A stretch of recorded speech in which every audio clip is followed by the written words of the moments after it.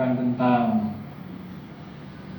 bahaya atau ketakutan atau bahaya dari perbuatan buruk melalui 3 perilaku. Nah, saya akan bacakan terjemahannya. Para biku, ada 4 ketakutan. Apakah 4 ini? Takut akan rasa bersalah, takut akan rasa malu, takut hukuman, dan takut akan alam tujuan yang buruk. Dan apakah para biku takut akan rasa bersalah? Di sini seseorang merenungkan sebagai berikut. Jika aku melakukan perbuatan buruk melalui jasmani, ucapan, dan pikiran, tidakkah aku akan menegur diriku sendiri karena perilakuku? Karena takut akan rasa bersalah, ia meninggalkan perbuatan buruk melalui jasmani dan mengembangkan perbuatan baik melalui jasmani. Ia meninggalkan perbuatan buruk melalui ucapan dan mengembangkan perbuatan baik melalui ucapan. Ia meninggalkan perbuatan buruk melalui pikiran dan mengembangkan perbuatan baik melalui pikiran. Ia mempertahankan dirinya di dalam kemurnian. Ini disebut takut akan rasa bersalah. Dan apakah takut akan rasa malu? Di sini seseorang merenungkan sebagai berikut. Jika aku melakukan perbuatan buruk melalui jasmani, ucapan, dan pikiran, tidakkah orang lain akan menegurku karena perilakuku? Karena takut akan rasa malu, ia meninggalkan perbuatan buruk melalui jasmani dan mengembangkan perbuatan baik melalui jasmani. Ia meninggalkan perbuatan buruk melalui ucapan dan mengembangkan perbuatan baik melalui ucapan. Ia meninggalkan perbuatan buruk melalui pikiran dan mengembangkan perbuatan baik melalui pikiran. Ia mempertahankan dirinya di dalam kemurnian. Ini disebut takut akan rasa malu. Dan apakah takut hukuman? Di sini seseorang melihat ketika raja-raja menangkap seseorang pencuri yang telah melakukan tindak kriminal. Mereka menjatuhkan berbagai hukuman kepadanya. Ia berpikir, ketika raja-raja menangkap seorang pencuri yang telah melakukan tindak kriminal, mereka menjatuhkan berbagai hukuman kepadanya. Setelah berpikir demikian, karena takut pada hukuman, ia tidak merampas barang-barang milik orang lain. Ini disebut takut kehukuman. Dan apakah takut akan alam tujuan yang buruk? Di sini seseorang merenungkan sebagai berikut. Perbuatan buruk melalui jasmani memiliki akibat buruk di masa depan. Perbuatan buruk melalui ucapan memiliki akibat buruk di masa depan. Perbuatan buruk melalui pikiran memiliki akibat buruk di masa depan. Sekarang jika aku melakukan perbuatan buruk melalui jasmani, ucapan, dan pikiran, maka dengan hancurnya jasmani setelah kematian, aku akan lahir di alam yang sengsara, di alam tujuan yang buruk, di alam rendah, di alam neraka. Karena takut akan alam tujuan yang buruk, ia meninggalkan perbuatan buruk melalui jasmani dan mengembangkan perbuatan baik melalui jasmani. Ia meninggalkan perbuatan buruk melalui ucapan dan mengembangkan perbuatan baik melalui ucapan. Ia meninggalkan perbuatan buruk melalui pikiran dan mengembangkan perbuatan baik melalui pikiran.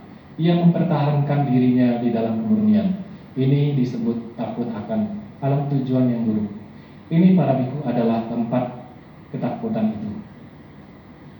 Nah, salah satu intisari dari ajaran para Buddha adalah tidak melakukan kejahatan atau melakukan perbuatan yang buruk, kemudian mengembangkan perbuatan yang baik. Nah, dari sini juga kita lihat bahwasannya ada peranan dari Hiri dan Otapa. Takut akan perbuatan buruk dan rasa malu ketika diri sendiri melakukan perbuatan buruk. Nah, di sini disebutkan malu apabila perbuatan buruk itu diketahui orang lain, tetapi juga termasuk malu terhadap diri sendiri jika melakukan perbuatan buruk. telah disebutkan perbuatan buruk melalui jasmani. Nah, perbuatan buruk melalui jasmani ini ada 3. Nah, yang pertama itu perbuatan yang membunuh, menyakiti, menyiksa, memukul makhluk hidup. Yang kedua, mengambil apa yang tidak diberikan dengan niat untuk mencuri. Nah, yang ketiga adalah melakukan perbuatan asusila. Nah, kemudian perbuatan baik melalui jasmani adalah meninggalkan dan menghindari pembunuhan, penyiksaan, pemukulan makhluk hidup, serta mengembangkan tindakan yang disertai dengan cinta kasih.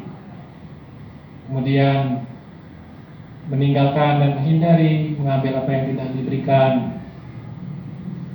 Kemudian juga menghindari dan meninggalkan perbuatan asusila.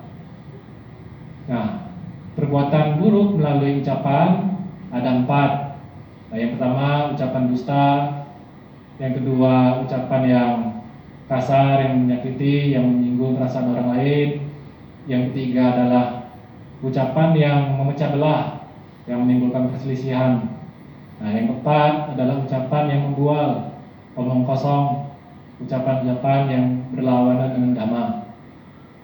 Kemudian ucapan baik yang perlu dikembangkan adalah ucapan yang meninggalkan, menghindari ucapan dusta, yaitu hanya mengucapkan kebenaran.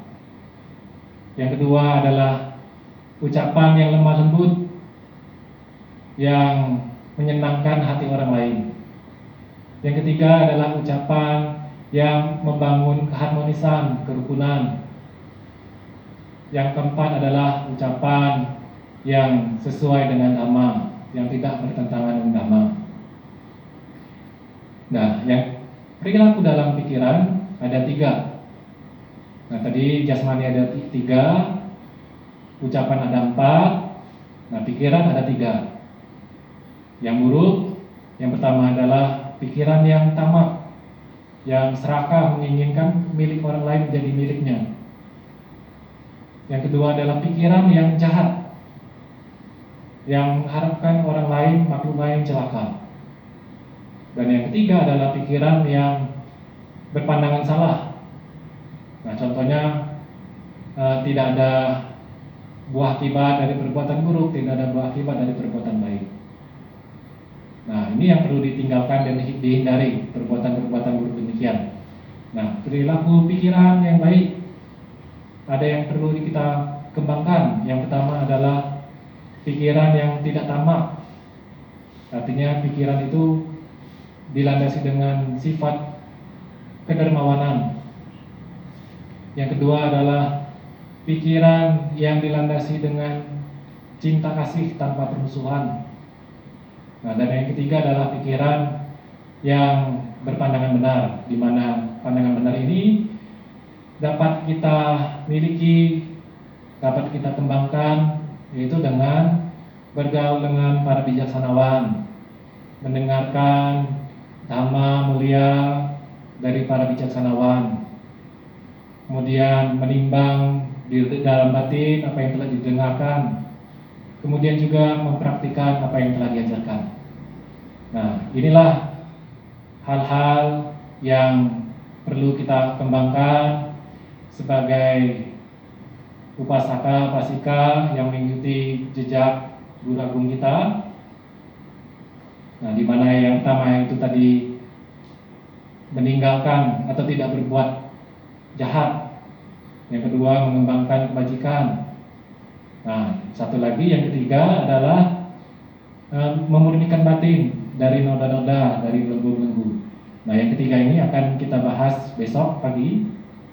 Nah, untuk sore ini kita memahami hal-hal apa saja yang perlu dihindari, hal-hal apa saja yang perlu dihindarkan sebagai praktik dalam mengikuti dhamma ajaran Sang Buddha. Nah, semoga apa yang disampaikan ini bermanfaat.